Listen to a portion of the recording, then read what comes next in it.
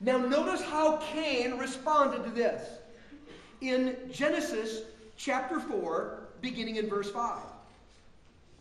It says, "But on Cain and his offering, God did not look on with favor. So Cain was very angry, and his face was downcast." He was depressed. There's this warped relationship between anger and depression. Here we see it surface for the first time. So he was very angry. And then the Lord said to Cain, "Why are you angry? Why is your face downcast? If you do what is right, will you not be accepted?"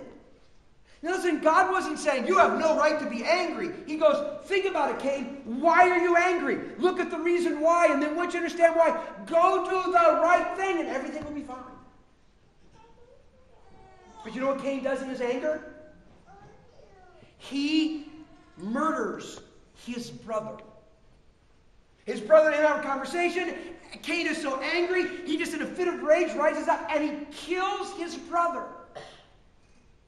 An inappropriate expression of anger. Write that down. Murdering someone is an expression. That's wrong. And what happened when he expressed his anger inappropriately? The answer is the problem got compounded. Not only was he not now made acceptable to God, but now he's a murderer. He has to leave. He spends the rest of his life guilty, self-condemned. Actually, he's the first paranoid person we read about in history. He is basically labeled by everyone else who eventually comes to be as being a murderer. His life now is so hard and so difficult, Cain himself says, "I don't know if I can even stand living life this way."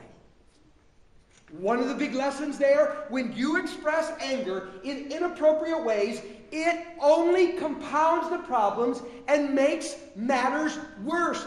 Don't blow up. Don't cause your anger to do things or say things that are wrong.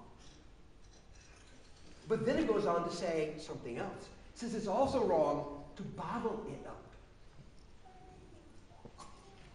Do not let the sun go down while you are still angry. Don't just hold it inside. You know what? We think that's righteous, don't we? "Oh, that made me so mad, and I just bit my tongue. I just held it in. That's such great self-control. I'm managing my anger." And yet here it's saying that if you hold it in, if you just let it live inside of you, if you do nothing, that too is an inappropriate expression of anger. It messes things up. You see, while blowing up escalates the problem, it causes an escalation, clamming up, bottling up, causes a deterioration on the inside. You know, I've been struggling with the hip problem, so I've been trying to figure out what it is. And one of the initial diagnoses is you have osteoarthritis settling into your hip. To which I said, "Wrong diagnosis, give me something else." But, you know, doing a little investigation on it just to kind of see, you know, what's going on, if that's, you know, a possibility. It's like this whole osteoarthritis thing is like you've got the bone and you've got a socket and they kind of go like this and they're supposed to turn and cartilage kind of lines everything. And that makes it so it all turns smoothly. It's fine. But what can happen is the cartilage can begin to deteriorate. And as it deteriorates, mobility becomes limited and you can't move the way you want. And pain sets in and it really, really hurts and aches and you can't move and it's just miserable. And you know what the cure for it is? Just cut that joint out and give you a fake one. There's really no cure. But it limits you doing what you want to do, and it causes you a significant amount of pain because there's a deterioration going on the inside that nobody could see. Listen, when we bottle up anger,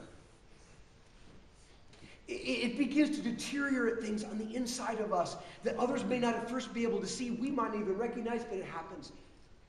Our health begins to deteriorate. People who hold this stuff in, all sorts of physical problems can begin to develop. Do you know what else deteriorates? Our love for other people.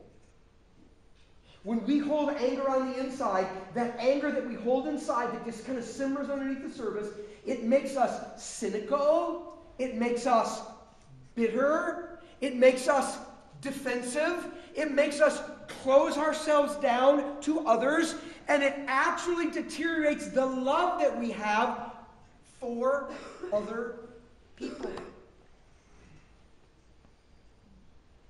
And God's just going, look, I know the most common things in all the world for people to do when they feel anger is either blow up or clam up, bottle it up. And God goes, okay, you know those two options? Don't do either one. They're both wrong. They'll either escalate the problem or they'll deteriorate things inside of you. Do not handle your anger that way. It's destructive. Now, you know what's interesting? It's the way this little verse ends. And do not give the devil a foothold. That's not a different thought. This should go in a different verse. It's all the end of the one sentence. And basically the idea is this. When we express our anger inappropriately, the devil piggybacks on that expression of anger, and he uses it to accomplish his purpose in your life and the life of others. The word foothold, it's a word that was used to describe a beachhead that an invading army would establish, so it could be the base of operations from which they could launch further assaults on an incoming country.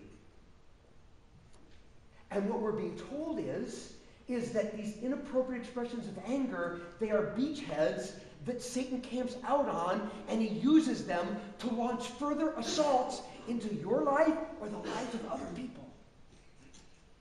It gives him something to work from. It gives him an inside track to doing damage to you and others. Man, getting a hold on anger is a big deal. It's really important. So what is it that we're supposed to do? What's the right response to anger? How about this? Solving problems. The right response to anger is solving problems.